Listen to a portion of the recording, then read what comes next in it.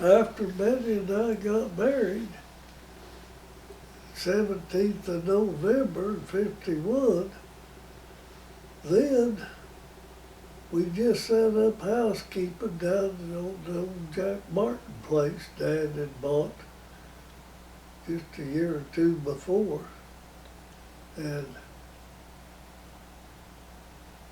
I got my draft notice in December. The draft board wasn't wasting time. Of course, they was using up a lot of cannon fodder, we called ourselves. Them old cannons are grazing on boys. And so we broke up housekeeping and Betty moved in with the folks. And went to Perry. They took us from Perry by bus to Oklahoma City to where they processed you in and done physicals. And that day, that afternoon, all of us, it was quite a bunch of us from Perry. And they all went to Fort Chaffee, Arkansas, but Jack Zorba and his folks run a dry goods store, Perry. I kind of knew who he was, but we got pretty well acquainted because we wasn't in the same bunch of men, but I'd seen from time to time out on the firing range. And I know one time I seen him. Of course, how you doing? How you getting along? I'm doing all right, but I asked him and he said, oh, I had the GIs here recently. Well, that was a physic. He said that morning, I put a whole roll of toilet paper in my fatigue jacket. And before I got in that night back to the barracks, I'd used all of that. A handkerchief, my shorts, my t-shirt, and one sock.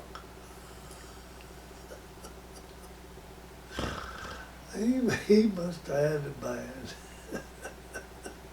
Anyway, you had your fun times. But we've done went from Oklahoma City to Fort Sill, then troop trained to Fort Leonard Wood, Missouri. And 8 weeks of infantry basic, then 8 weeks of engineer basic. And at Fort Sill, we took aptitude tests. Jack had had a year and a half of college. I never went to college. And he was going to go to officer's candidate school. But he failed that. He didn't make a high enough grade, and I did. Oh, I'd brag him about that. But I didn't want to be no officer. You'd have to sign up to stay in another year or two. All I wanted was out. So we finished basic, and well, the folks brought Betty up there once, and then Glenn brought her once. I know them old M1 Garrett rifles to release a magazine. You put back on that lever and pressed inside and got your thumb out. Well, Glenn had ROTC, so he felt pretty cocky, reserve officers training at college. So he was in the barracks helping me get ready. You had to pass inspection before you could leave. Well, he done that, and he got what we call the M1 thumb. You didn't get your thumb out in time. I'd snap shut and bruise it pretty bad. And the kid glib about that. He was a professional. I never did get one. Several of the boys did. But then the basic was not quite old. Well, one time I was an engineer basic, and I got a weekend pass. That was from Saturday noon till Monday morning. So I'd found an old boy that lived in Tulsa, had a car. And I paid him so much for a ride to Tulsa. And go to hitchhike on to Perry. And then the old boy I'd been driving with met in Fort Sill with them from over here east, well, way east Oklahoma City. I don't remember what town now. And he comes across the area, seen me sitting in that car. He said, "Where are you going?" I said, "I'm going home." "What's the deal?" I told him, I don't remember now how much I paid the old boy. He went off for a little bit. With him said, "Well, can I buy a ride?" I said, "Well, I don't know. He'll be back in a little bit." So, yeah, so he got in. To Tulsa we went. God, he took us kind of to the east edge. Well, he went with him, went north. He was from, I don't remember. Anyway, I like to never I cut short rides. And man, I got out there west of Pawnee ways. And then just as dark, getting dark, and nobody had picked me up. Finally, some old boy picked me up and took me to Pawnee. Then somebody else finally picked me up and took me to Perry. Come into Perry on the south side of the square. Movie theater was just north of the square a little on the east side. So that's where I had him let me out. And I was walking just as fast as I could to the theater to go in there and see who I could find, take me on to Sears. And anyway, here come a car south, and I recognized it as Jim Clark. His dad was a John Deere dealer. And he bought Jim a new dash car every year from the time Jim was 14 or 15. Way before he had a driver's license. Anyway, I give out a war whoop I intended for him to hear me. And, "Yeah, who is it?" I hollered my name. "I need a ride to Sears, Jim." He did another U-turn right there in the middle of the block. He said, "Now, it's going to be a fast one." I said, "Jim, it can't be too fast for me." He said, "I've got a date. I'm to pick her up in 30 minutes. I've got to get to Sears and back." And well, it was 26 miles of driving. I don't know if he made it to the date or not, but he got me home in a quick rush. And Betty was off with a church something or other. But she come in pretty soon. Kind of surprised her. And the next day, Glenn and her, Glenn had a friend who lived there close, Ollie Fairless. Ollie went with us and took me to Tulsa to that old boy's place. And with him showed up. Anyway, we got started. We was in the back seat of that old 41 Ford, both sound asleep. One of us woke up. The car was sitting by a house with lots of lights on and a lot of music, and one of us asked the other, where are we? We had no idea. But we wasn't going to get out of that car. Well, I think we did step out to use the restroom, relieve ourselves. Because we wasn't going to miss our ride. Well, Reveille was like 5 in the morning. We got there like 4. Well, now that's pretty short nap. But we'd slept some. The next day was we marched all day.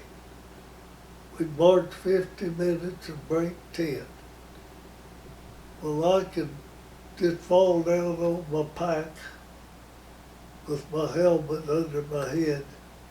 I could get about 9.5 minutes sleep. Well, that was a long day, but I survived. And we made basic, and then I came home for a little leave. And Betty went to Fort Belvoir with me up in Virginia. And we had to rent an apartment. We went up on Friday. Got there, and Friday night we stayed in the hotel. Saturday we had to find an apartment. So I bought a newspaper, and there was an ad. Sergeant and his wife wanted the couple to share the apartment with them, help share expenses. Had a phone number, so I called that number. He had a coupe, one-seated car. And so we made our deal. I forget, I think I paid him $65 a month. And we was drawing $100 a month. That was our pay, both of us. I drew 35 and she drew 65 allotment. Anyway, we survived. He came and got us at the hotel, loaded our luggage back into that. All 3 of us in the seat. Betty was pretty far along pregnant by that time. Went through school, and she couldn't fly after she was so far along pregnant. So she had to leave 2 weeks before I did. Of course, if I was in replacement depot for 2 weeks, because they'd sent me up there to go to surveyor school. Went in for an interview. He said, how much trigonometry you got? I said, none. He just threw his pencil down and cussed. And, what are you doing here to go to trigonometry school? I said, fella, I've answered the questions on the test. That's where they sent me. I don't know why I'm here. Well, you cannot go to this school. Well, that's fine. So he gave me a paper and looked at my other store. He said, you can go to heavy equipment maintenance or operators. So I put them, he said, now it'll be when someone goes AWOL or sick or something that can't go to school, you'll fill in their place. So I put out, he said, you can choose 2 schools. So I chose operator, heavy equipment operator, or heavy equipment maintenance. And the maintenance come open first, but I had to pull details for 2 weeks. I hit some good ones, and then I hit some pretty rough ones. I was on KP 2 of them times, 2 of them days. Oh my goodness, that was awful. The officer's mess, that was both of them, different officers' mess. Fort Belvoir was a huge post, and lots of lieutenants. They even said we didn't have to salute lieutenants. There's so many of them. But anyway, I survived that, and then Betty, the school, of course, a lot of that I already knew. But we had two guys in there that was the oddest characters that I ever was around. And we had tables in the mess hall, this square, 4 men sat at the table. We called them Slim and Shorty at school, because they was one was tall and skinny and the other was short. Slim could entertain anybody. He had stories that he'd start some wild tale and get you to watching him. Shorty would undo the salt shaker lid, paper lid, and they'd reach for that, just dump it in their foot. That was their favorite trick. Always catching somebody new.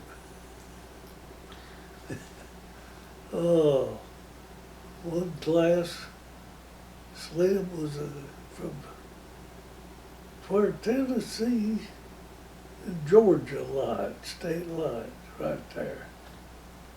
And where the bootleggers had lots of stems. And he was giving some of us in the back of the class drawing on a piece of paper how to build a stem. The teacher up front just droned it on, just. Pretty soon there was so many of us watching Slim and listening. He called Slim up the front and had him to draw it on the board. How to make a stem. Slim was that entertaining. He had more stories. But anyway, we graduated. I came home. We had to send Betty home 2 weeks ahead of me. Time to stop. Well, I was done with that story.